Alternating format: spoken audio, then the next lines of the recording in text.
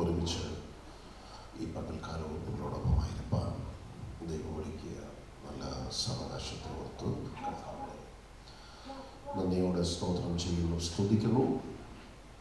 Because this is the second meeting, I won't take much time to introduce myself, rather go straight into the Word of God. ദൈവവചനത്തിലേക്ക് തന്നെ നിങ്ങളുടെ ശ്രദ്ധയെ കൊണ്ടുവരുവാൻ കർത്താവ് ശ്രദ്ധപ്പെടുകയാണ്. So we will turn to the book of Numbers. സംഖ്യാപുസ്തകം 19-ാം അധ്യായത്തിലെ ഒരു വാക്യത്തിലേക്കാണ് നമ്മൾ ഇന്ന് പറഞ്ഞു വരുന്നത്. See, the Bible has different layers. When we approach the Bible, we do have different layers in the Bible. One is history. There is a layer of history in the Bible. And the second thing is we have a doctrines in the Bible. One layer is history. The second layer is doctrine. Then there is another layer called typology. ക്രിസ്തുവിൻ്റെ different നിഴലുകൾ, typology. If you take the സമാഗമന കൂടാരം എടുക്കുമ്പോൾ it is a typology of salvation, it's a typology of Christ, it is a typology of heaven. So there is a typology. Then you have the prophetic sense, eschatology, what is going to happen in further time. Then that's the other layer. Then you have another layer which is called the allegory. So what do you mean by allegory is comparing certain things, comparing, taking a visible thing, നമ്മൾ ദൃശ്യമായ നമുക്ക് familiar ആയിട്ടുള്ള ചില ഒബ്ജക്റ്റിനെ എടുത്തുകൊണ്ട് ചില spiritual റിയാലിറ്റീസിനെ interpret ചെയ്യുന്ന ഒരു രീതിയാണ് we call it as an allegory method. So what I'm going to do this morning is, it's a combination of doctrine and it's a combination of typology. ക്രിസ്തുവിൻ്റെ ഒരു ടൈപ്പ് അല്ലെങ്കിൽ ക്രിസ്തുവിൻ്റെ ഒരു നിഴലും അപ്പോൾ തന്നെ ചില ഡോക്ടറിനൽ ലെവലിലും കൂടെ മിക്സ് ചെയ്ത ഒരു മെസ്സേജാണ് ഇന്ന് പകൽക്കാലം ഞാൻ നിങ്ങളുടെ മധ്യേ കൊണ്ടുവന്നത്. So as I said yesterday, this is not a പ്രസംഗം. നിങ്ങൾ പ്രസംഗം കേൾക്കാനായിട്ടിരിക്കരുത്. This is the ministry of word of God. There is a huge difference between പ്രസംഗവും and the ministry of word of God. So what I do is, I am a minister of word of God. ദൈവവചനത്തിൻ്റെ ശുശ്രൂഷകനാണ്. So നിങ്ങൾ പലപ്പോഴും encounter ചെയ്യുന്നതെല്ലാം പ്രസംഗമാണ്. നമുക്ക് രാഷ്ട്രീയ പ്രസംഗങ്ങളുണ്ട്. ആ രാഷ്ട്രീയ പ്രസംഗത്തിൻ്റെ വൈബ് ഉൾക്കൊണ്ടുകൊണ്ട് ഒരു വാക്യം എടുത്തുകൊണ്ട് വലിയ കാര്യങ്ങളെ നിങ്ങളുടെ ചരിത്രം മാറും, അങ്ങനെ സംഭവിക്കും, ഇങ്ങനെ സംഭവിക്കും എന്നൊക്കെ പറഞ്ഞ് ആക്ച്വലി നമ്മൾ പ്രതികരിക്കും അതിനോട്. പക്ഷേ it is not the inner man that is responding to you. It is most probably the outer thing. നമ്മുടെ സെൻസസ് ആണ് പലപ്പോഴും എന്ത് ചെയ്യുന്നത്, അങ്ങനെയുള്ള ചിലതിനോട് പ്രതികരിക്കുന്നത്. So we will go to the book of chapter 19 and we will read the first 2 verses and the 13th verse. ആദ്യത്തെ 19 1-2 വാക്യവും പിന്നെ എൻ്റെ 13ാമത്തെ വാക്യവും.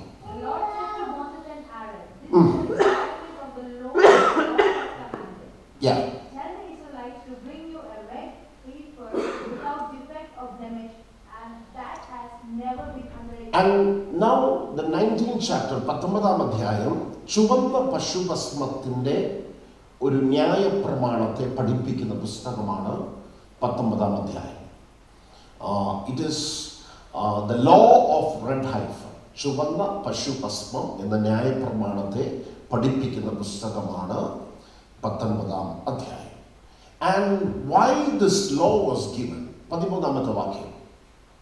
If they fail to purify themselves, then after touching a human corpse, After touching a human corpse, if they fail to purify themselves. ഇവിടെ why this എന്തുകൊണ്ടാണ് ഈ law തന്നെന്ന് ചോദിച്ചാൽ, ഒരുവൻ, മലയാളത്തിൽ ഇങ്ങനെ എഴുതിക്കുന്നു, ഒരുവൻ ശവത്തെ തൊട്ട് അശുദ്ധനായി തന്നെത്താൻ ശുദ്ധീകരിക്കാതിരുന്നാൽ. 2 things. One is, if a person touches a corpse and does not sanctify himself, ഒരുവൻ ശവത്തെ തൊട്ട് അശുദ്ധനായി കഴിഞ്ഞാൽ അവനെ ശുദ്ധീകരിക്കേണ്ടതിനാണ് 19-ാം അധ്യായത്തിലെ ചുവന്ന പശുഭസ്മം എന്ന ന്യായപ്രമാണം കൊടുത്തത്. നിങ്ങൾ ഈ പശുഭസ്മത്തെക്കുറിച്ച് പുതിയ നിയമത്തിൽ എവിടെയെങ്കിലും വായിക്കുന്നുണ്ടോ? ചുവന്ന പശുഭസ്മത്തെക്കുറിച്ച് have you ever read in the New Testament? ഇല്ലയോ? ഇല്ലെങ്കിൽ നിങ്ങൾ എബ്രായ ലേഖനം വായിച്ചിട്ടില്ല. പലരും പറഞ്ഞ അങ്ങനെ സംഭവം പറഞ്ഞിട്ടില്ലെന്ന്. ഓക്കെ, 9-ാം അധ്യായത്തിൽ 14-ാമത്തെ വാക്യം ഒന്ന് വായിച്ചു. ആട്ടുകൊറ്റന്മാരുടെയും കാളകളുടെ രക്തവും മലിനപ്പെട്ടവരുടെ മേൽ തളിക്കുന്ന പശുഭസ്മവും ജഡീക ശുദ്ധി വരുത്തുന്നുവെങ്കിൽ നിത്യാത്മാവിനാൽ ദൈവത്തിന് തന്നെത്താൻ നിഷ്കളങ്കനായി അർപ്പിച്ച ക്രിസ്തുവിന്റെ രക്തം ജീവനുള്ള ദൈവത്തിനെ ആരാധിപ്പാൻ നിങ്ങളുടെ മനസ്സാക്ഷിയുടെ നിർജീവ പ്രവർത്തികളെ പോക്കി എത്രയധികം ശുദ്ധീകരിക്കും. So there is a reference made about ഈ ചുവന്ന പശുഭസ്മത്തിന്റെ ഒരു റെഫറൻസ് അവിടെ കിടപ്പുണ്ട്. It is in the New Testament. Okay, let me, before I get into this message, I just want to ask a question. Why this book is called the Book of Numbers? എന്തുകൊണ്ടാണ് ഈ പുസ്തകത്തെ സംഖ്യാ പുസ്തകം എന്ന് വിളിക്കുന്നത്? ഇതിനെ സംഖ്യാ പുസ്തകം എന്ന് വിളിക്കുന്നതിന്റെ കാരണം ഇത് ഒരു കണക്കെടുപ്പിലൂടാണ്, ഒരു സെൻസസ് എടുത്തുകൊണ്ടാണ് ഈ പുസ്തകം തുടങ്ങുന്നത്. ഈ പുസ്തകം അവസാനിക്കുന്നതും ഒരു സെൻസസ് എടുത്തുകൊണ്ടാണ് അവസാനിക്കുന്നത്. So in this book you have 2 senses. One is in the beginning chapters and one is in the end chapters. Because there is 2 senses, it is called the Book of Numbers. Now, do you have a message why these numbers were taken? Do we have a message out of the numbers? എന്തുകൊണ്ടാണ് ഈ കണക്ക് അതിനകത്ത് രേഖപ്പെടുത്തിയിരിക്കുന്നത്? Okay, another question comes up. ആരുടെ കണക്കാണ് ഇത് എടുത്തത്? No, that's a wrong answer. Israel ജനത്തിന്റെ കണക്കല്ല. Can somebody answer? യുദ്ധം ചെയ്യുവാൻ കഴിവുള്ളവരുടെ കണക്കാണ്. ആരുടെ കണക്കെടുത്തത് അറിയാമോ? യോദ്ധാക്കളുടെ കണക്കെടുത്തത്. ഇസ്രായേൽ മക്കളുടെ കണക്കിലെടുത്തത്. പിന്നെ ആരുടെ കണക്കെടുത്തത്? വാരിയേഴ്സിന്റെ കണക്കാണ്, യോദ്ധാക്കളുടെ കണക്കാണ്. ദൈവം പലപ്പോഴും കണക്കെടുക്കുമ്പോൾ യോദ്ധാക്കളുടെ കണക്കാണ് അവർ എടുക്കുന്നത്. കർത്താവിന്റെ നന്ദിയോടെ സ്തോത്രം ചെയ്യുന്നത്. ഒന്ന്, and if you bring these 2 ഈ 2 സെൻസസും കൂടെ എടുത്തു വെച്ചാൽ തന്നെ you have a message in that. If you bring both the senses, then you have a message into that. ആദ്യത്തെ കണക്കെന്ന് പറഞ്ഞാൽ അവർ മിസ്രൈമിൽ നിന്ന് ഇറങ്ങിയപ്പോഴാണ് കണക്കെടുത്തത്. ആദ്യത്തെ കണക്ക് അവർ മിസ്രൈമിൽ നിന്ന് ഇറങ്ങിയപ്പോൾ എടുത്ത് കണക്കാണ്. രണ്ടാമത്തെ കണക്ക് എപ്പോഴാണ് എടുത്തത് അറിയാമോ? Almost they finished their wandering in the wilderness at the end of the 40 years. 40 വർഷത്തിന് ശേഷമുള്ള കണക്ക്. അതിനർത്ഥം രണ്ടാമത്തെ കണക്കെന്ന് പറഞ്ഞാൽ അവർ പ്രതികൂലത്തിനകത്തല്ല. അവർ പകൽ മേഘസ്തംഭവും രാത്രി അഗ്നിസ്തംഭവും ദൈവത്തിന്റെ പ്രൊവിഷനകത്താണ്. They were under the care of the Lord. Every needs were met. Everything was in favor. അതിനുശേഷമാണ് രണ്ടാമത്തെ കണക്കെടുക്കുന്നത്. ഈ 2 കണക്കിൽ അങ്ങനെയാണ് കാര്യങ്ങളെങ്കിൽ ഈ 2 കണക്ക് കൂടെ താരതമ്യം ചെയ്ത് പഠിക്കുമ്പോൾ ഏത് കണക്കിലാണ് യോദ്ധാക്കളുടെ സംഖ്യ കൂടുതൽ ഉണ്ടാകുന്നത്? ഒന്ന് പ്രതികൂലത്തിന്റെ നടുവിലെടുത്ത കണക്ക്, ഒന്ന് അതിനുശേഷം 40 years there was in a very favorable situation and after that again a census was taken. അപ്പോൾ ഈ 2 കണക്കിനകത്തും ഏത് കണക്കിനകത്താണ് യോദ്ധാക്കളുടെ എണ്ണം കൂടിയിരിക്കേണ്ടത്?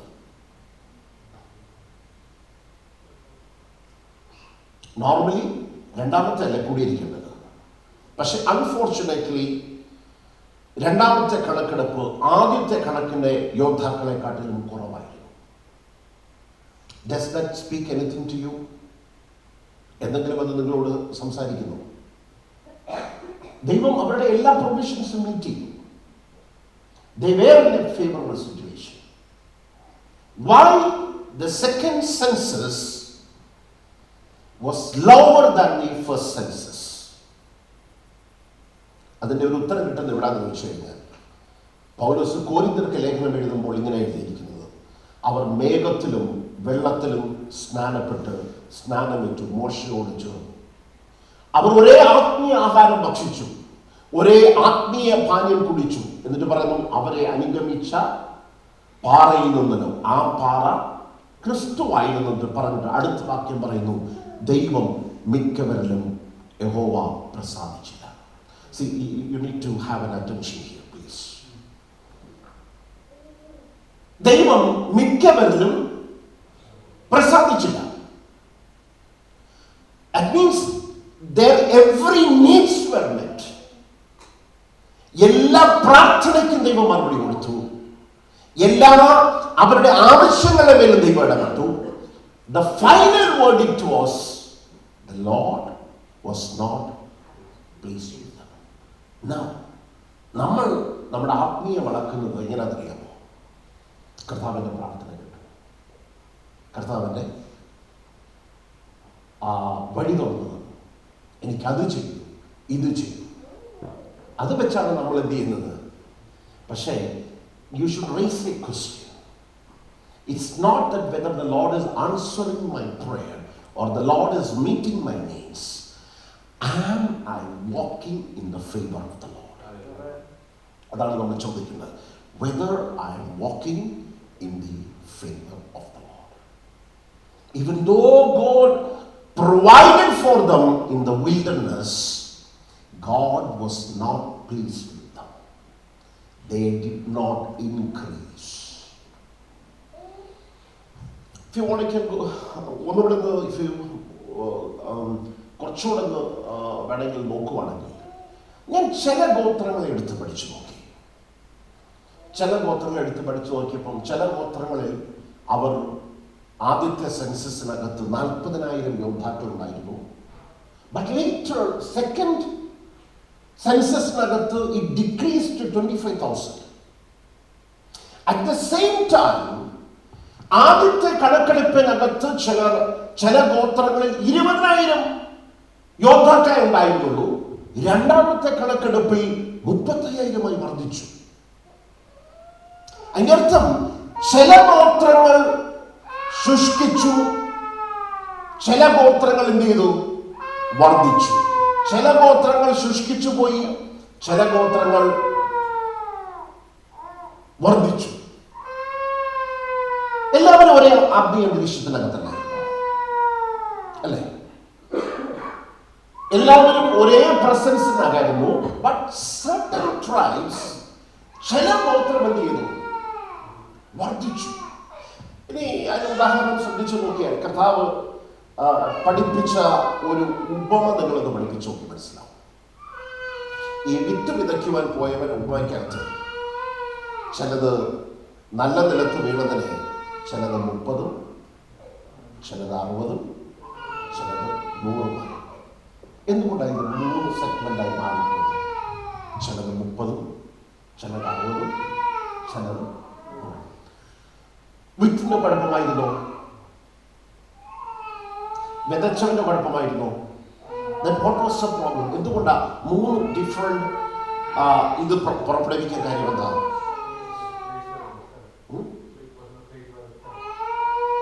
Yeah, the place. Who is that place? We are the place. Or it is how did we respond to what was sown? That is the problem. ഒരേ വിത്താണ്, ഒരേ climate ആണ്. The climate is same, the atmosphere is same, but the question comes how we responded to the word. നമ്മൾ എങ്ങനെ പ്രതികരിച്ചു. And now that is a story. ഈ കഥയും അതാ പറയുന്നത്. ചില ഗോത്രങ്ങൾ എന്ത് ചെയ്തു? വർദ്ധിച്ചു. പക്ഷെ ചില ഗോത്രങ്ങൾ പുറകോട്ട് പോയി. സഭ എടുത്തു നോക്കിയേ, ചില കുടുംബം മുമ്പോട്ട് വരും, ചില കുടുംബം എന്ത് ചെയ്യും?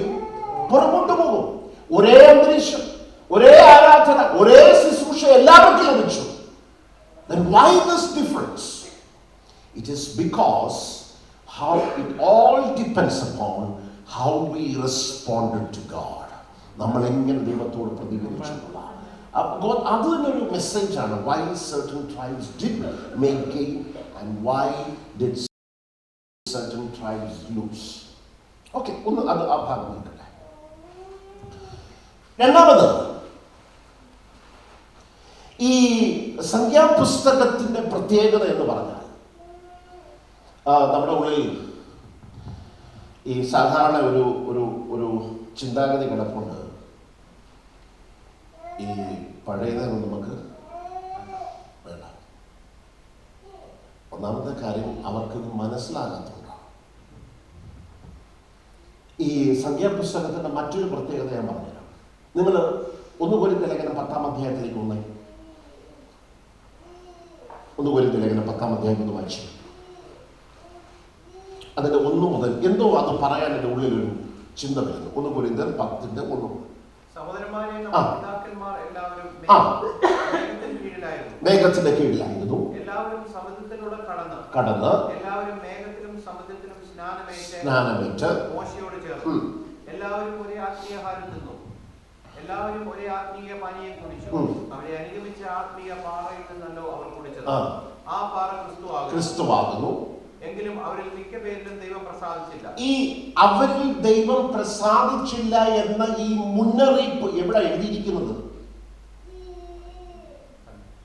It's in the book of Numbers. അത് തീർന്നില്ല. What was Paul referring to?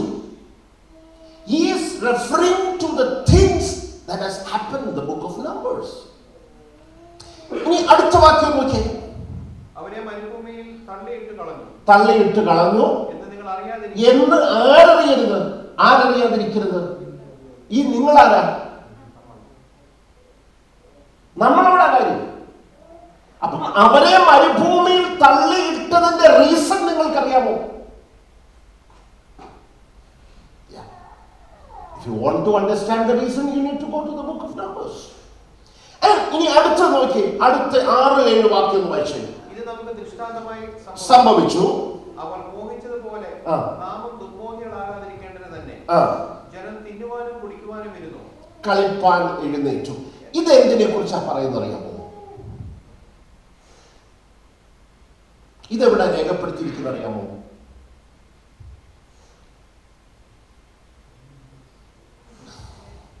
ഇത് പുറപ്പാട് പുസ്തകത്തിലാണ്. കർത്താവ് പറഞ്ഞു, ലോത്തിന്റെ ഭാര്യ ഇത് ഓർക്കണം, ഇങ്ങോട്ട് പോകണം. ഇവിടെ എന്താ എഴുതിയിരിക്കുന്നത്? ജനം തിന്നാനും കുടിപ്പാനും ഇരുന്നു. അവർ Paul is making a reference to the New Testament church about something which happened to the Old Testament church. ഇനി അതിന്റെ 8-ാമത്തെ വാക്യം വായിച്ചേ. അവരിൽ ചിലർ പരസംഗം ചെയ്ത് ഒരു ദിവസത്തിൽ 23,000 പേർ വീണു പോയതുപോലെ നാം പരസംഗം ചെയ്യരുത്. ഇതെവിടെ എഴുതിയിരിക്കുന്നത്? സംഖ്യാപുസ്തകത്തിലാണ്. മറ്റേത് പുറപ്പാട് പുസ്തകമാണെങ്കിൽ ഇതെവിടെ എഴുതിയിരിക്കുന്നത്? സംഖ്യാപുസ്തകത്തിലാണ്. ഇനി 9-ാം വാക്യം. അവരിൽ ചിലർ പരീക്ഷിച്ച് സപ്പങ്ങളാൽ നശിച്ചു പോയതുപോലെ കർത്താവിനെ പരീക്ഷിക്കരുത്. ഇതെവിടെ എഴുതിയിരിക്കുന്നത്? സംഖ്യാപുസ്തകത്തിൽ. അത് മറ്റേ പാമ്പ്, ഇത് വേറെ പാമ്പ്. ഇനി 10-ാമത്തെ വാക്യം. അവർ ചിലർ പിറുപിറുക്ക് സംഹാരിയാൽ നശിച്ചു പോയതുപോലെ നിങ്ങൾ പിറുപിറുക്കെ. ഇതെവിടെ എഴുതിയിരിക്കുന്നത്? സംഖ്യാപുസ്തകം. ഇനി 11. ഇത് ദൃഷ്ടാന്തമായി അവർക്ക് സംഭവിച്ചു, ലോകാവസാനം വന്നെത്തിയിരിക്കുന്നു, നമുക്ക് ബുദ്ധി ഉപദേശത്തിനായി എഴുതിയിരിക്കുന്നു.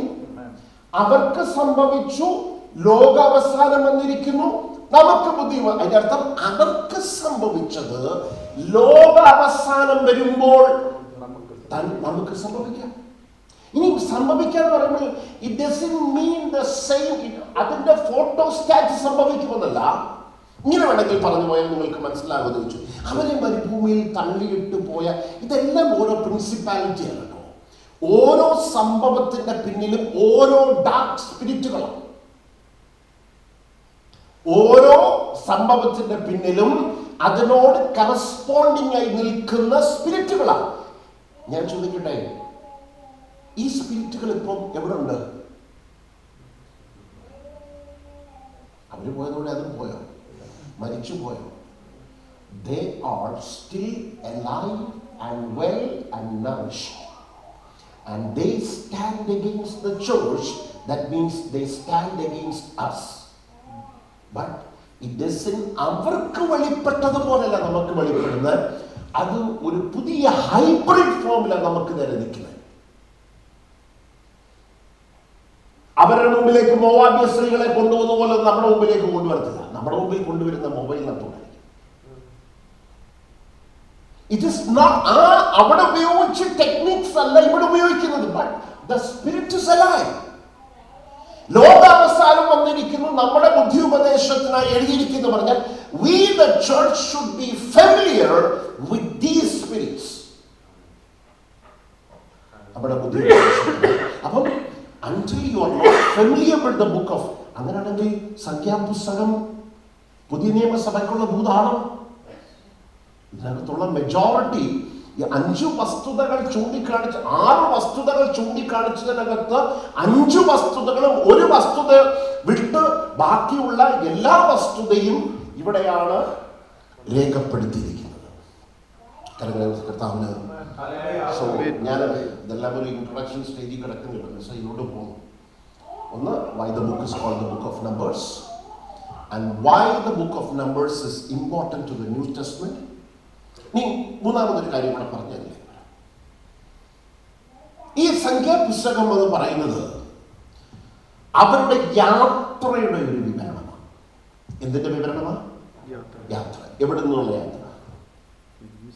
മിസ്രൈമിൽ നിന്ന് കനാൻ ദേശത്തേക്കുള്ള യാത്രയുടെ വിവിധ ഘട്ടങ്ങളെ, അവരുടെ ട്രയംഫ് ആൻഡ് ഫെയിലിയേഴ്സിനെ, അവരുടെ വിവിധ ഘട്ടങ്ങളെ, how did they navigate from Egypt to the promised land. ഈ ഈജിപ്റ്റ് എന്തിന്റെ നടുല? ബോണ്ടേജിന് നടുല, പാപത്തിന് നടുല, ലോകത്തിന് നടുല. കനാൻ ദേശമോ വാഗ്ദത്തത്തിന് നടുല, ക്രിസ്തുവിന് നടുല, നിത്യതയ്ക്ക് നടുല.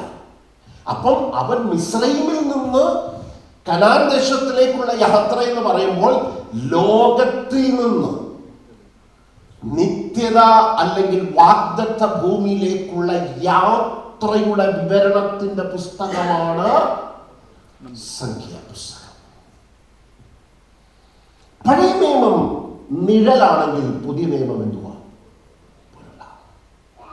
അപ്പം ഇതിന്റെ ഈ അവരുടെ നിഴലായ യാത്രയുടെ പൊരുളായ ഒരു യാത്രയുണ്ട് അല്ലെ? നമ്മുടെ യാത്ര, നമ്മൾ എവിടുന്ന യാത്ര ആരംഭിച്ചത്? യാത്ര ആരംഭിച്ചോ? ലോകത്തിൽ നിന്നല്ലേ യാത്ര ആരംഭിച്ചത്. നമ്മളെങ്ങോട്ടാ പോകുന്നത്? കനാൻ ദേശം അല്ലെങ്കിൽ ഇറ്റേണിറ്റിയിലേക്ക് പോകുന്നത്. നമ്മളുടെ യാത്രയുടെ വ്യക്തമായ ഘട്ടങ്ങളെ അല്ലെങ്കിൽ സാൽവേഷന് നിഴലായി, സാൽവേഷൻ നിഴലായി കനാൻ ദേശം. നമ്മുടെ യാത്രയുടെ വിവിധ ഘട്ടങ്ങളെ പഠിപ്പിക്കുന്ന പുതിയ നിയമത്തിലെ ഒരു പുസ്തകത്തിന്റെ പേര് പറയാമോ? Which books teaches our journey from the world to the promised land?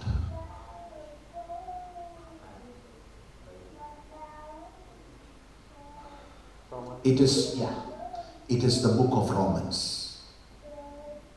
സാൽവേഷനെ കുറിച്ച് പഠിപ്പിക്കുന്ന, സാൽവേഷന്റെ വിവിധ സ്റ്റെപ്പുകളെ കുറിച്ച് പഠിപ്പിക്കുന്ന പുസ്തകം ഏതാണ്? It's the book of Rome. It's the book of Romans. Romans first chapters, it speaks about the world. മൂന്നാം അധ്യായത്തിലേക്ക് വരുമ്പോൾ a journey begins. The Passover we see. എല്ലാവരും കേൾക്കുന്നുണ്ടോ? At the third chapter we are encountering the Passover lamb, or in the New Testament we call it, we begin our journey by justification. നന്നായി ശ്രദ്ധിച്ചിരിക്കുകയാണ്. I'm just taking the outline of New Testament salvation. മൂന്നാം അധ്യായത്തിലേക്ക് വരുമ്പോൾ അവന്റെ രക്തത്താൽ നാം നീതീകരിക്കപ്പെടുവാൻ ദൈവം അവനെ പരസ്യമായി നിർത്തിയിരിക്കുന്നു. So chapter 3 and chapter 4 teaches about justification. എന്തിനെ കുറിച്ച് പഠിപ്പിക്കുന്നു? നീതീകരണം. The first step of salvation is justification. And what is the second step of salvation?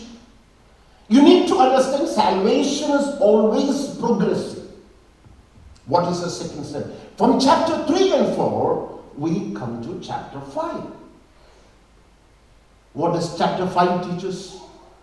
Can you read chapter 5 verse 9? I think so. അവന്റെ രക്തത്താൽ നീതീകരിക്കപ്പെട്ട ശേഷമോ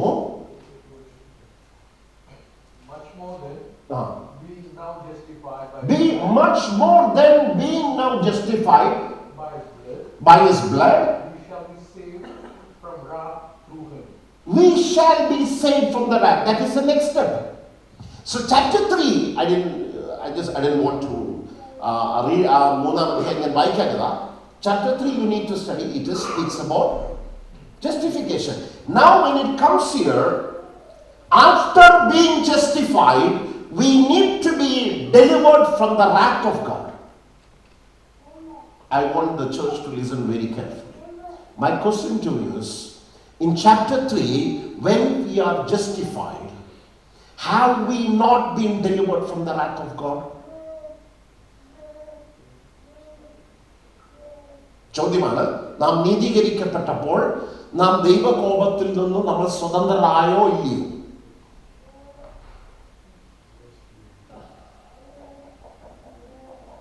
Then why did Paul write it there? After being justified, you need to be delivered from the wrath of God in chapter 5.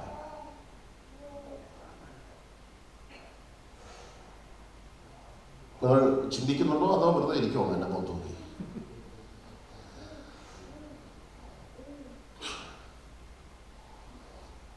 മൂന്നാം അധ്യായത്തിൽ നാം നീതീകരിക്കപ്പെട്ടപ്പോൾ ദൈവകോപത്തിൽ നിന്ന് നമ്മൾ സ്വതന്ത്രരായോ ഇല്ലയോ? നിങ്ങൾ സ്വതന്ത്രരായി എന്നാണ് പറയുന്നതെങ്കിൽ പിന്നെ why did Paul again coming to chapter 5 did say after being justified how much more we shall be delivered from the wrath of God? My answer to that, when we are just justified, we are not delivered from the wrath of God. If you want to understand, you need to go to the book of Colossians. Colossian church was a justified church, but Paul brings up a list of things and said, is it that these things that brings the wrath of God? കൊലോസ്യ ലേഖനം 3-ാം അധ്യായം, ഈ വക നിമിത്തമല്ലോ ദൈവകോപം അനുസരണം കെട്ടവരുടെ മേൽ കിടക്കുന്നു എന്ന് വാക്യം വായിച്ചു. 3-ാം അധ്യായം.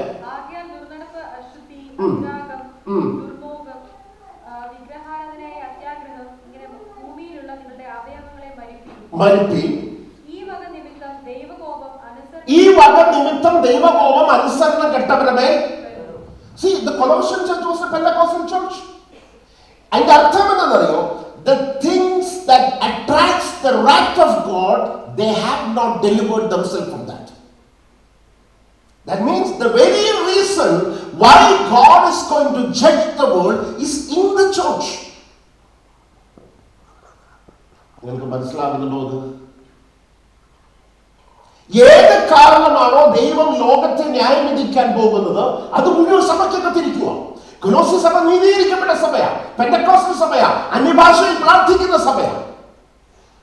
That's why Paul is asking, see, these are the reasons that why the Lord is going to judge the world, and all these reasons are in the church. And that's what Paul is speaking in chapter 5.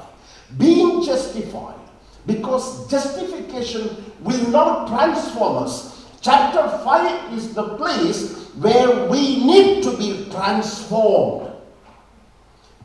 I myself has to be delivered from the things which bring the wrath of God. Second step. രണ്ടാമത്തെ step. And what is the third step of salvation? Romans chapter 6 verse 17.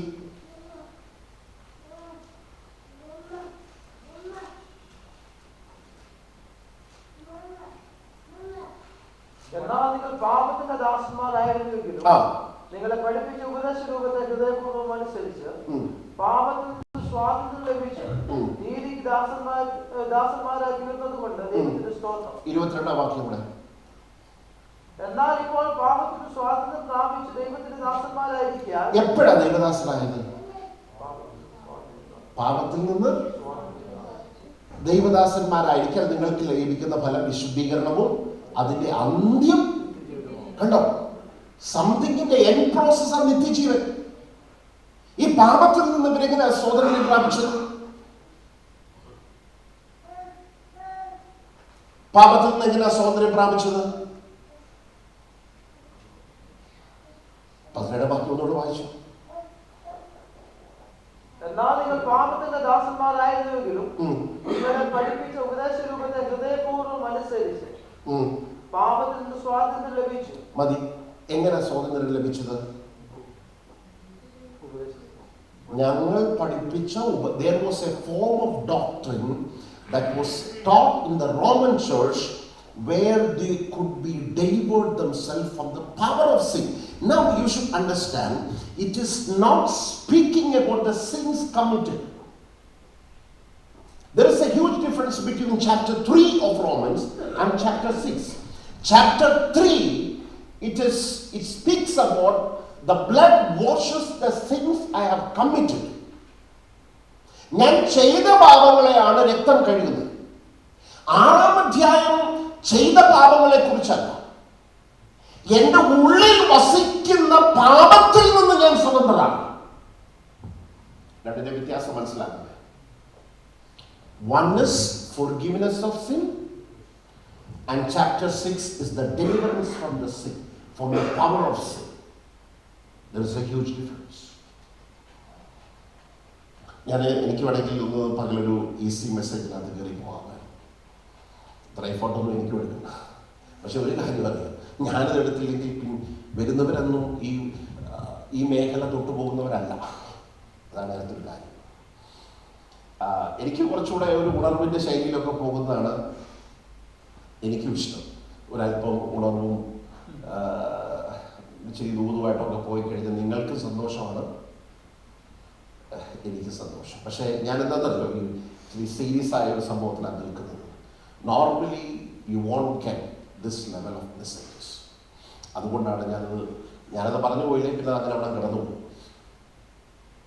The third step here of salvation is I should be delivered from the power of sin.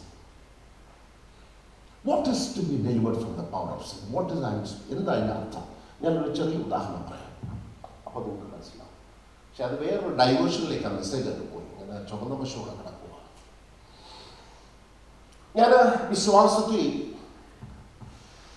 വരുന്നതിന് മുമ്പ് ഞാൻ കോളേജിൽ പഠിച്ചിരുന്ന സമയത്ത് ഒരു തമാശയ്ക്ക് തുടങ്ങിയതാണ് പുകവലിക്കുന്നത്.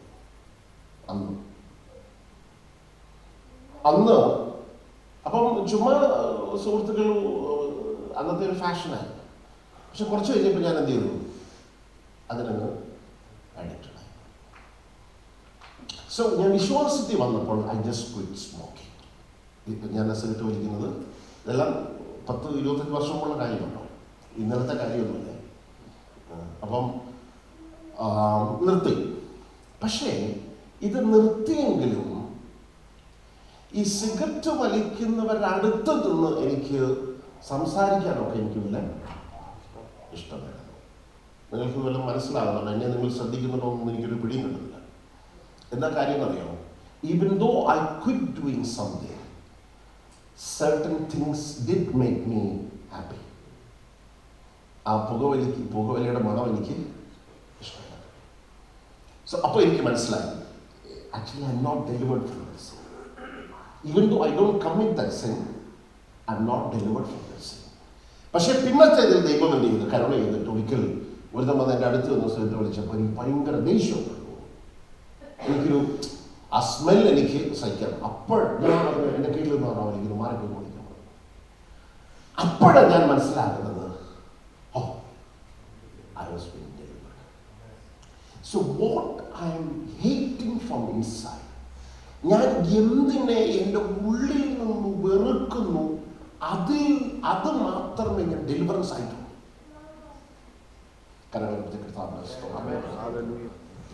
From chapter 6, from this deliverance from the power of sin. Then you go to chapter 8. And chapter 8, I think I will later take that message. 8:2 ഇങ്ങനെ ഒരു വാക്യം കിടപ്പുണ്ട്.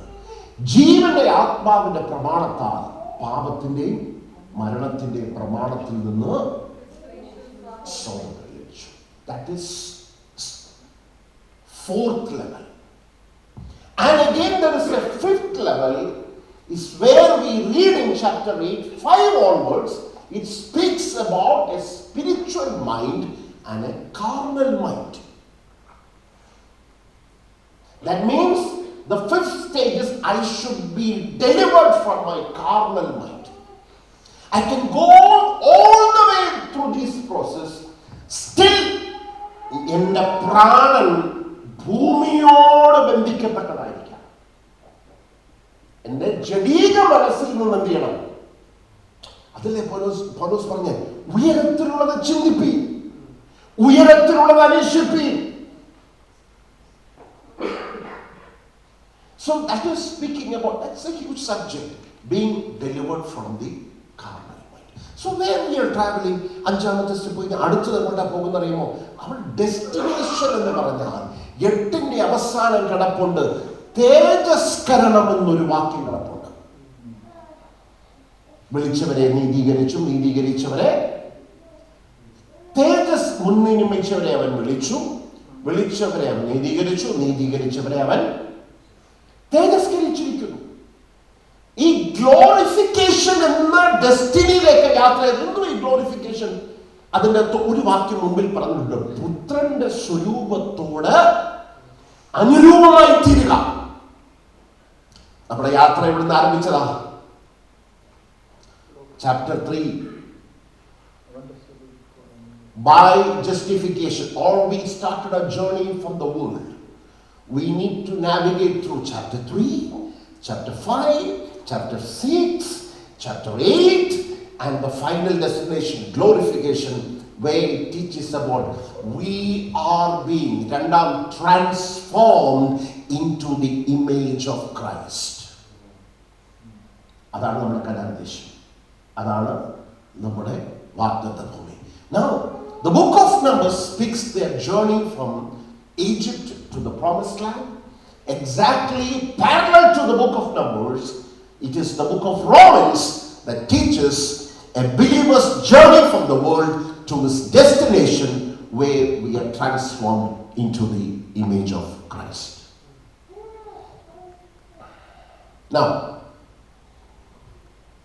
later we will come into the book of Romans, if the Lord leads. ഈ പുസ്തകത്തിലേക്ക് നമ്മൾ വായിച്ച വാക്യത്തിലേക്ക് വരിക. ഇവിടെ എഴുതിയിരിക്കുന്ന ഒരുവൻ ശവത്തെ തൊട്ട് അശുദ്ധനായി തീർന്നു. സോ ഹൗ ദാറ്റ് അത് നമ്മളിലേക്ക് വരും. അല്ലെങ്കിൽ എന്താണ് മെസ്സേജ്? എന്താ ശവത്തെ തൊട്ട് അശുദ്ധനായി തീർന്നത്? ഇനി അതല്ലെങ്കിൽ മറ്റൊരു രീതിയിൽ ഞാൻ നിങ്ങളൊത്ത് വേണമെങ്കിൽ അതിനെ ഒന്നുകൂടെ to drive it home. Actually, when this 19th chapter was given to them, ഈ 19ാം അധ്യായം അവർക്ക് കൊടുക്കുമ്പോൾ almost they finished their 40 years of wandering. They were about to step into the promised land. വാഗ്ദത്ത ദേശത്തിലേക്ക് അവർ ചുവട് വെക്കുവാൻ ഓൾമോസ്റ്റ് അവർ ചുവട് വെച്ചു.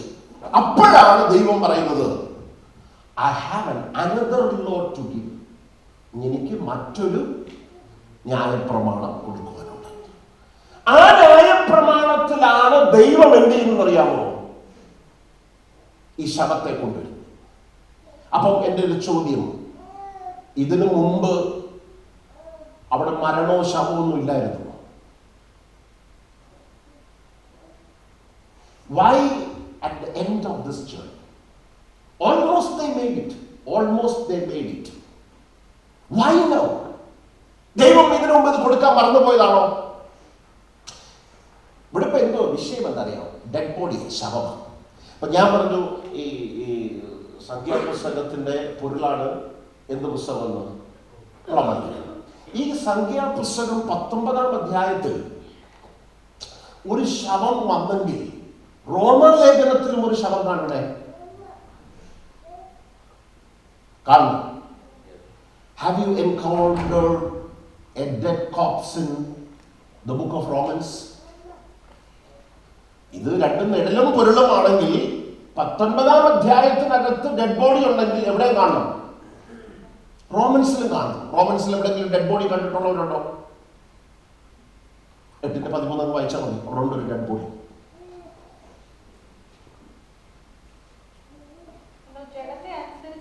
നിങ്ങൾ ജഡത്തെ മരിക്കും, മരണം കൊണ്ടുവരും. So there is again a corpse. ഒരു ജഡമോടെ കിടപ്പുണ്ട്. ഇനി ഓക്കെ, അതവിടെ നിൽക്കട്ടെ. എന്തുവായി ശവം എന്തിനെ റെപ്രസെന്റ് ചെയ്യുന്നത്? What does this dead body represent? നിങ്ങൾ ശവത്തെ തൊട്ട് അശുദ്ധനാക്കരുതെന്ന് പറയുമ്പോൾ എന്തിനെയാണ് റെപ്രസെന്റ് ചെയ്യുന്നത്? What is this? ഇത് എന്തിന്റെ ഫ്രൂട്ടാണ്? അതല്ലേ യാക്കോബ് ലേഖനം, മോഹം ഗർഭം ധരിച്ച് പാപം ഒഴിച്ചിട്ട് മരണത്തെ പെറുന്നു. യാക്കോബിന്റെ ലേഖനത്തിൽ എഴുതിയിട്ടുണ്ട്. അപ്പം നിങ്ങൾ ഒരു ഡെഡ് ബോഡി കാണുമ്പോൾ, നമ്മുടെ പ്രിയപ്പെട്ടവർ മരിച്ചു, നമ്മളെല്ലാം വ്യൂവിങ്ങിലൊക്കെ പോയതാണ്. നിങ്ങൾ ഒരു ഡെഡ് ബോഡി കിടക്കുമ്പോൾ നിങ്ങൾ വാസ്തവത്തിൽ എന്തിനാ കാണുന്നത്? എന്തിന്റെ ഫ്രൂട്ടിനെ കാണുന്നത്? സിന്നിന്റെ ഫ്രൂട്ടിനെ. അപ്പൊ ഒരുവൻ ശവത്തെ തൊട്ട് അശുദ്ധനായെന്ന് പറഞ്ഞാൽ what is the Holy Spirit trying to communicate? I came in contact with the sin. ഞാൻ പാപവുമായിട്ട് ഒരു കോണ്ടാക്റ്റിലേക്ക് വന്നു.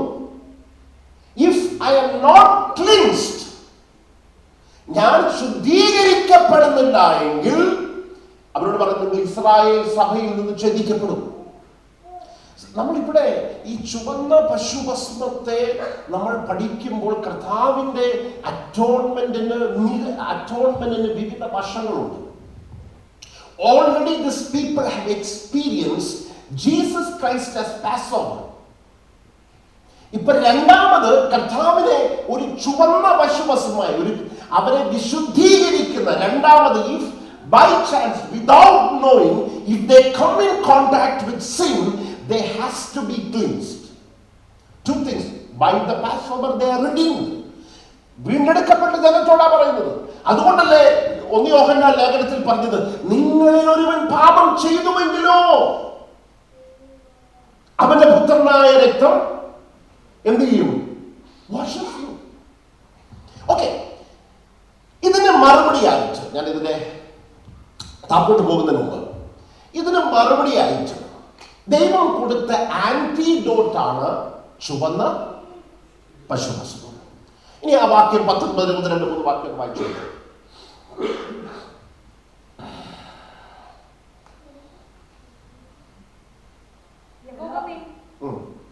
യഹോവ പിന്നെയും മോശയോടും അഹരോനോടും അരുളി ചെയ്തത്, യഹോവ കൽപ്പിച്ച ന്യായപ്രമാണം എന്തെന്നാൽ, കളങ്കവും ഊനമില്ലാത്തതും ദുഃഖം വെക്കാത്തതുമായ ഒരു ചുവന്ന പശുക്കിടാവിനെ. എന്തിനാ ഈ ചുവന്ന പശുവിനെ കൊണ്ടുവരുന്നത്? സോ ഞാൻ ഇതുവരെ എടുത്തതൊന്നും കട്ട് ഷോട്ട് ചെയ്താണ്, ബാക്ക്ഗ്രൗണ്ടിൽ നിൽക്കണം. ഒത്തിരി കൊണ്ടേക്ക് പോകാനുണ്ട്, ബട്ട് ഇതിലേക്ക് വന്നിട്ട് പിന്നെ സമയത്തിൻ്റെ സാഹചര്യം അനുസരിച്ച്. Why did the Lord ask them to bring a red heifer? നമ്മളായിരുന്നെങ്കിൽ ഏത് നിറമുള്ളതിനെ കൊണ്ടുവരാൻ പറയും? അവിടെ കുറച്ച് പറയാൻ നടക്കത്തില്ല, വെള്ളം തന്നെ വേണം. വെള്ളം വിട്ടൊരു കളിയും അതെ. അപ്പം ഇതെന്തുകൊണ്ടായി ചുമന്നത് കൊണ്ടുവരാൻ പറഞ്ഞേ? ആർക്കറിയാം? വല്ല ദൂത് വല്ല ഉണ്ടെ പറഞ്ഞു വിടാം. ചുമന്നത് കൊണ്ടിരിക്കും. ആ ചുമന്നത് വന്നാൽ പിന്നെ നമുക്ക് ബ്ലഡേ ഉള്ളു, പിന്നെ അതിന് ഓക്കെ. ഈ ആദം എന്ന വാക്കിന്റെ അർത്ഥം എന്താ? ആദം എന്ന വാക്കിന്റെ അർത്ഥം ചുവന്നവനാണ്. അവനെ ചുവന്ന മണ്ണിൽ നിന്ന് എടുത്തത് കൊണ്ട് he was called Adam, which means ചുവന്നവൻ. ഈ ചുവന്ന പശു ആദമിന് നിഴലാണോ?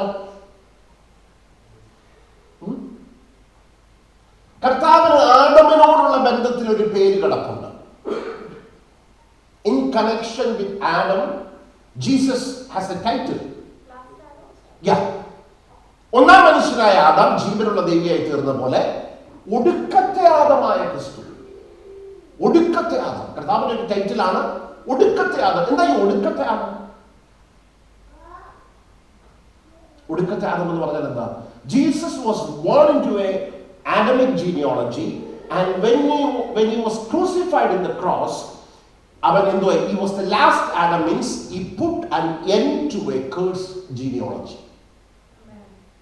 What do you mean by last Adam? When Jesus crucified on the cross, I think later, the second part of this message, I can come to that.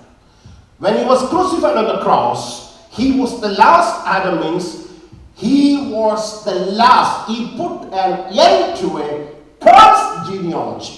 Amen. That means we don't have to live in that genealogy.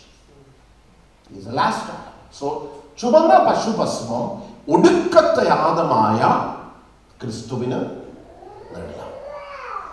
Now, there is a procedure. Now, ഈ ചുവന്ന പശുവിനെ പുരോഹിതന്റെ അടുക്കൽ കൊണ്ടുവരികയും പുരോഹിതൻ അതിനെ കൊല്ലുകയും പുരോഹിതൻ അതിന്റെ രക്തം എടുത്തൊരു ശുശ്രൂഷ, അതിനുശേഷം അതിനെ ബേൺ ചെയ്തിട്ട് എന്ത് ചെയ്യും? ആഷസ് ആക്കി മാറ്റും. അതിനെന്ത് ചെയ്യും? ആഷസ് ആക്കി മാറ്റും. പക്ഷേ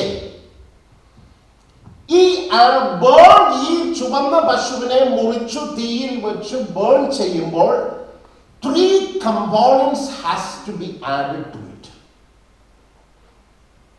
Now this is a very revelation നിങ്ങൾ ക്യാച്ച് ചെയ്യേണ്ടത് ആവശ്യം. 3 കാര്യങ്ങൾ കൂടെ അതിലൂടെ ചേർക്കണം. ബിക്കോസ് ഒരു ചുവന്ന പശു മാത്രമാണുള്ളതെങ്കിൽ, even though that is the shadow of Christ, it is only a partial shadow.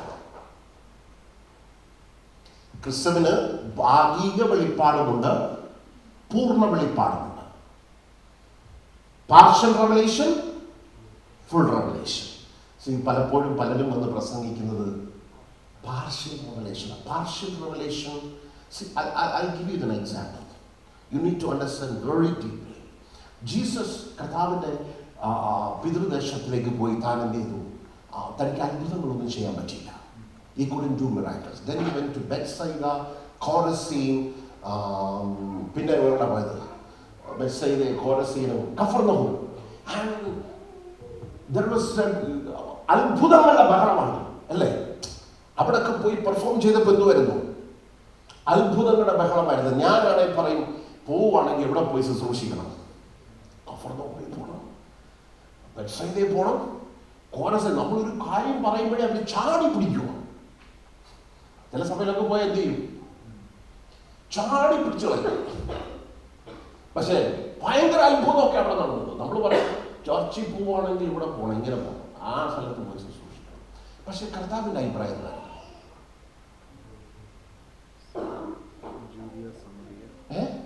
കർത്താവ് എന്തോ പറഞ്ഞ അവരെ കുറിച്ച്? അവൻ അത്ഭുതം ചെയ്ത മിക്ക പട്ടണങ്ങളെയും അവൻ ശപിച്ചു. He cursed that place. You need to understand. Because their faith was not a legitimate faith.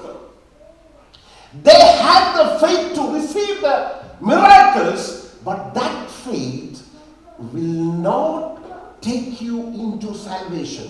There are different kinds of faith. Many people have faith to receive from the Lord.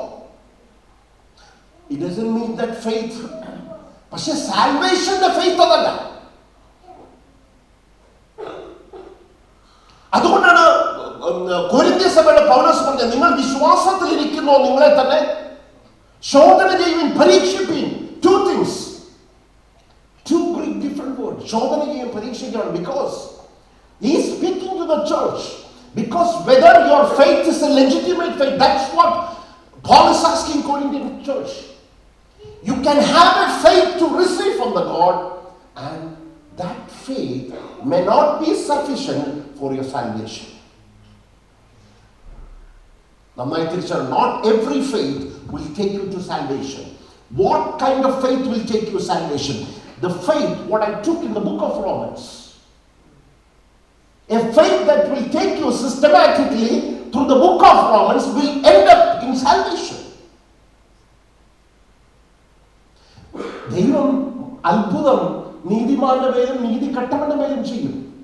You go down to a street and pray for a people who doesn't know Christ, miracle will happen. That is not something, if something has happened to them, he is going for an eternity with Christ. No, don't misunderstand. I can preach faith and I can pray and miracles can happen. That doesn't mean you are on your way to Christ.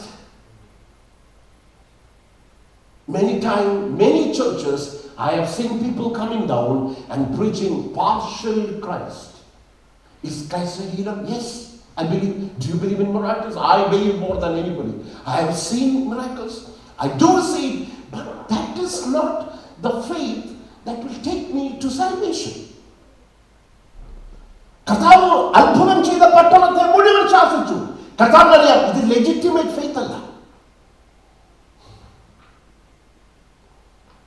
And you should understand the difference between partial revelation and full revelation. Red I-4, if you bring it and make it into ashes, it is just only a partial revelation. And to become a full revelation, 3 components to be added to it. And what are the things? Let me. No, I check. എന്തൊക്കെ add ചെയ്യണം?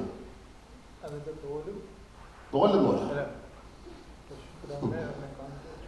അതിന് 6ാമത്തെ വാക്യം. പുരോഹിതൻ ദേവദാരു Aesop ചുവപ്പ്. എന്തൊക്കെ ചേർക്കണം അതിന്റെ കൂടെ?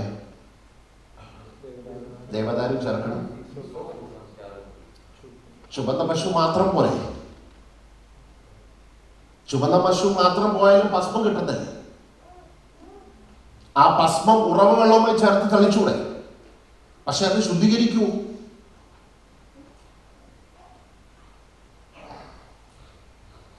എന്റെ കൂടെ ഉണ്ടോ? സന്തോഷമാണോ? അല്പം ദുഃഖമുണ്ടല്ലോ, ചെറിയൊരു ദുഃഖമുണ്ട്. എന്നാലും ഈ പുള്ളിയുണ്ട്.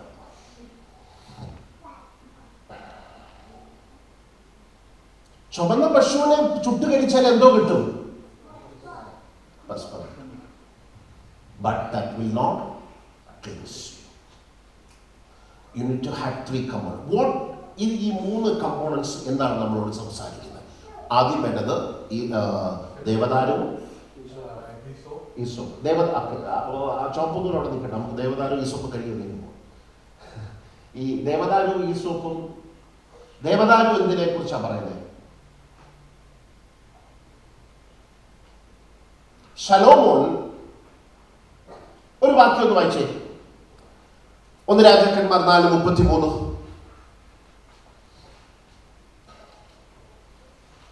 He spoke about plant life from the cedar of Lebanon to the hyssop that grows out of wood. Okay. He also spoke No, that's fine, that is okay. മലയാളത്തിൽ കൂടെ ഒന്ന് വായിച്ചത്. ലബാനോനിലെ ദേവദാരു മുതൽ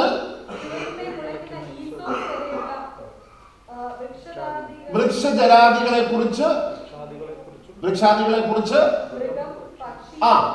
ഈ 2 കാര്യങ്ങൾ. വൃക്ഷാദികളെ കുറിച്ച്, വൃക്ഷാദികളുടെ ഗണത്തിനകത്ത് ദേവദാരു മുതൽ ഈസോപ്പ് വരെ, വൃക്ഷാദികളുടെ ഗണത്തിൽ ദേവദാരു മുതൽ ഈസോപ്പ് വരെ എന്ന് പറഞ്ഞാൽ അതിനകത്ത് സകല വൃക്ഷാദികളും ഉൾപ്പെട്ടു. ഇപ്പൊ ഞാൻ പറയാം, കന്യാകുമാരി മുതൽ കാസർഗോഡല്ല, കാശ്മീർ വരെ. കന്യാകുമാരി മുതൽ കാശ്മീർ വരെ എന്ന് പറഞ്ഞാൽ ഹോൾ ഇന്ത്യ ഉൾപ്പെട്ടു അല്ലേ? അപ്പൊ 2 എക്സ്ട്രീമാണ്. One is Kanyakumari and another is Kashmir. ഞാൻ പറയാം, ഉപ്പ് മുതൽ കർപ്പൂരം വരെ മേടിക്കേണ്ടി വന്നു. അപ്പൊ അതിന്റെ അർത്ഥം എന്തുവാ? വീട്ടിലുള്ള എല്ലാ സാധനങ്ങളും household things I have to buy. 2 extremes. ഇനി ദേവദാരു മുതൽ ഈസോപ്പ് എന്ന് പറയുമ്പോൾ 2 എക്സ്ട്രീമുകളാണ്.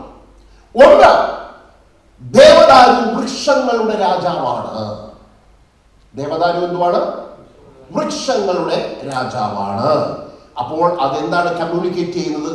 അവൻ രാജാവായിരുന്നു, അവൻ ദൈവത്തോട് സമത്വമുള്ളവനായിരുന്നു. ഈസോപ്പോ ദ ലീസ്റ്റ് അവൻ ദൈവത്തോട് സമത്വമുള്ളവനായിട്ടും വേഷത്തിൽ മനുഷ്യനായി ദാസരൂപേണെ ക്രൂശിലെ മരണത്തോളം തന്നെത്താൻ താഴ്ത്തി എന്നതിന്റെ നിഴലാണ് ഈസോപ്പ് നിൽക്കുന്നത്. Two extremes. So when I present Christ, you need to present he was God. He was with power. He was with power with God. And എന്ത് ചെയ്തു? അവൻ വേഷത്തിൽ മനുഷ്യനായി See how കണ്ടന്റ് വരുമ്പോൾ the entire picture is falling into places. So he was king. അതാണ് ദേവദാരു. അവൻ ഭൂമിയുടെ അധോഭാഗത്തേക്ക് ഇറങ്ങി. See, ഈസോപ്പ് എന്ന് പറയുന്നത് is a very common thing. It doesn't have any value. ചുവരിന്മേൽ you can find Aesop every part of Israel. It's a very common thing. So അവൻ ഏറ്റവും താഴത്തേക്ക് ഇറങ്ങി എന്നുള്ള മെസ്സേജാണ് ഈസോപ്പ് കാണിക്കുന്നത്. Then comes എന്തുകൊണ്ടാണ് ഈ ചുവപ്പ് നൂല്?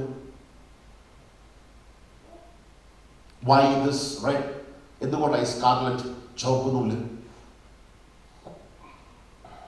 ചുവപ്പ് നൂല് എന്തുകൊണ്ട് നമ്മൾ കമ്മ്യൂണിക്കേറ്റ് ചെയ്യുന്നത്?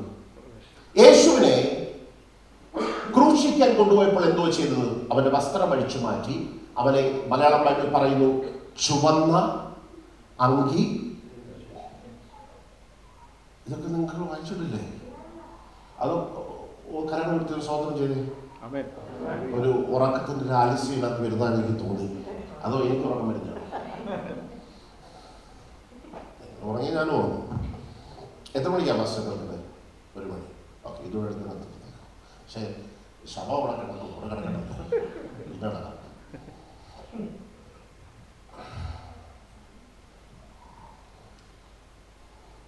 അപ്പൊ എന്തിനാ ഈ ചുവപ്പ് നൂല് കാണിക്കുന്നത്?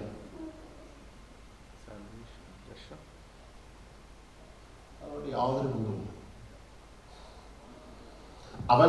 അവനെ എന്ത് വസ്ത്രമാണ് ഉടുപ്പിച്ചേ? ചുവന്ന വസ്ത്രം. എന്നിട്ട് എന്തുവാ കളിയാക്കിയത്? യഹൂദന്മാരുടെ രാജാവ്. അപ്പം എന്തിനാ ചുവന്നങ്കി ഉടുപ്പിച്ചിട്ട് അവനെ കളിയാക്കിയത്? അതിന്റെ അർത്ഥം അത് രാജാക്കന്മാരുടെ വസ്ത്രമായിരുന്നു. ഇറ്റ് വാസ് അവരുടെ കളറായിരുന്നു. അതുകൊണ്ടാണ് ചുവന്ന എങ്കി ഉടുപ്പിച്ചിട്ട് അവനെ they mocked. ഓക്കെ, അപ്പൊ അടുത്തൊരു രാജാവിന്റെ വെളിപ്പാട് കിട്ടിയില്ലേ? അടുത്തൊരു രാജാവിന്റെ വെളിപ്പാട്. അപ്പം ദേവദാരു ചുവപ്പ് നൂലോ? ഈ രാജാക്കന്മാർ തമ്മിൽ എന്തോ വ്യത്യാസം വല്ലതും ഉണ്ടോ? No, there is a difference. ദേവദാരു അവൻ ആദിയിൽ വന്ന രാജാവാണെങ്കിൽ ചുവപ്പ് നൂൽ സെക്കൻഡ് കമ്മിങ് കിങ്, അവൻ രണ്ടാമത് വരുന്ന രാജാവിന്റെ നിഴലാണ്. Now very careful. When he comes for the second time, the message, അവൻ രണ്ടാമത് വരുമ്പോൾ there is no mercy. The church should understand. We have the picture. അവൻ ആദിയിൽ അവൻ വന്ന രാജാവ് എന്തിനായിരുന്നു? അവൻ ക്രൂശിൽ മരിക്കുവാനാണ് വന്നത്. When he comes for the second time, he comes to execute his judgment. യെശയ്യാവിന്റെ പുസ്തകം 63, ബൊസ്രയിൽ നിന്ന് കടന്നു വരുന്നവനാ അവന്റെ വസ്ത്രം ചുവന്നിരിക്കുന്നതെന്ന്. അവൻ ജാതികളെ ചവിട്ടി അവരുടെ രക്തത്താൽ അവന്റെ വസ്ത്രം ചുവന്നുപോയി. And another picture of the second coming of Jesus is the book of Revelation chapter 6. കുഞ്ഞാടിന്റെ കോപം തട്ടാതെ വണ്ണം വല്ല വായിച്ചിട്ടുണ്ടോ? അവനെ ഇല്ലെങ്കിൽ വായിച്ചോ. ഞാൻ പറഞ്ഞു പോകുന്നല്ലാണ്ട് പേര് ഞാൻ ചുമ്മാ ഇങ്ങനെ പണം വെക്കുവാണ്. 6-ാം അധ്യായം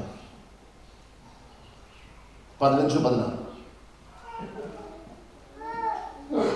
Then the kings of the earth, the princes, the generals, the rich, the mighty, and everyone else, both slave and free, hid in caves and among the rocks of the mountains. What they were pleading unto to the rocks to come and cover them, that they may be saved from the wrath of the Lamb.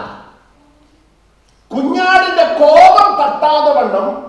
രണ്ടാമത് വരുന്ന കുഞ്ഞാടിനെ കണ്ടോ? ആദ്യത്തെ കുഞ്ഞാട് എങ്ങനെയായിരുന്നു? മിണ്ടാതിരുന്ന് രോമം അരക്കുന്നവരുടെ നടുവിൽ മിണ്ടാതിരുന്ന കുഞ്ഞാടായിരുന്നു.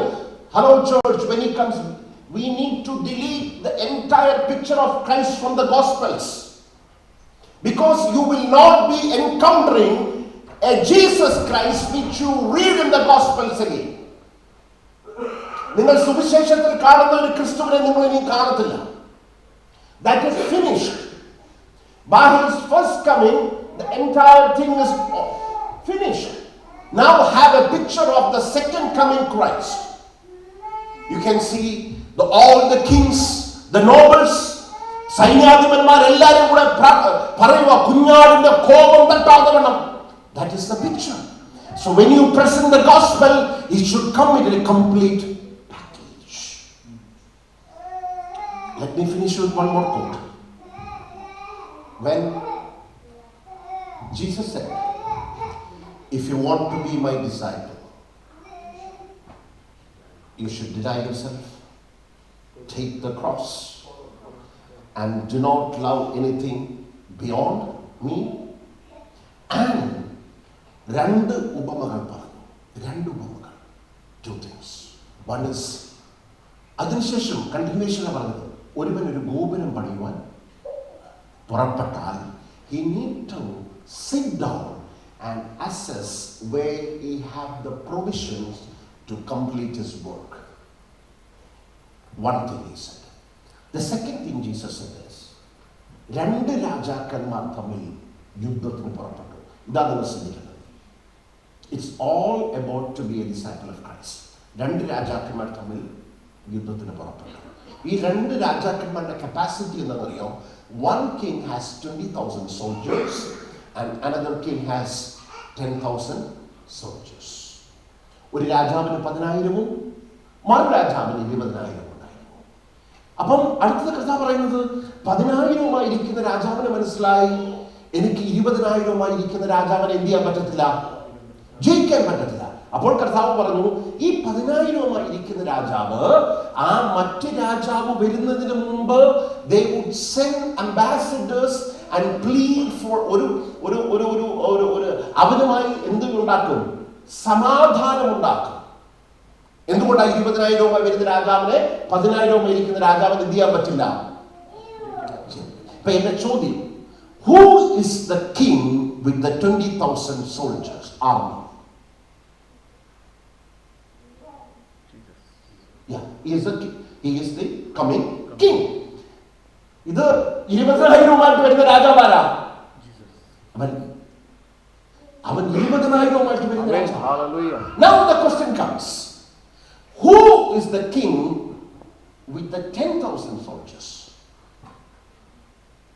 അടുത്തൊരു ചോദ്യം. ആ ചോദ്യം അവിടെ നിൽക്കുമ്പോൾ തന്നെ എങ്ങനെ സമാധാനം ഉണ്ടായത്? 10,000 ഇരിക്കുന്നവർ 20,000 വരുന്ന രാജാവിന്റെ അടുക്കിലേക്ക് സമാധാനക്കാരെ അയച്ചു. അപ്പൊ എന്റെ ചോദ്യം, ഏത് വ്യവസ്ഥയിലാണ് സമാധാനം ഉണ്ടാക്കിയത്? ആരുടെ വ്യവസ്ഥയില? 10,000 ഇരിക്കുന്ന രാജാവ് കുറച്ച് വ്യവസ്ഥ എഴുതിയിട്ട് സമാധാനക്കാരനെ കൊടുത്തു വിട്ടിട്ട് പറഞ്ഞു, മര്യാദയ്ക്ക് 20,000 രാജാവിനോട് ഇതിനോട് ഒപ്പുവെക്കാൻ പറഞ്ഞു. ആരുടെ വ്യവസ്ഥയില? 20,000 വരുന്ന രാജാവിന്റെ വ്യവസ്ഥയിൽ സമാധാനം ഉണ്ടാക്കി. And one thing we know, who is going to come? He is going to come. And അങ്ങനെയെങ്കിൽ 10,000 ഇരിക്കുന്ന രാജാവാരാ? നമ്മുടെ എത്ര പേരൊന്നും നോക്കാൻ കഴിയുമ്പോൾ പറയാം രാജാക്കന്മാർ. നമ്മൾ ഓരോരുത്തരും 10,000 ഇരിക്കുന്ന രാജാവാണ്. എങ്ങനെ സമാധാനം ഉണ്ടാക്കും? അവന്റെ വ്യവസ്ഥയിൽ സമാധാനം ഉണ്ടാക്കും. In his terms you shall make peace. Not by becoming a member of the church, not by becoming a preacher, not by becoming a pastor, not by becoming a believer, but the only way you can make peace is in his terms. And my question to you is, as I wind my message, have you made peace with him in his terms?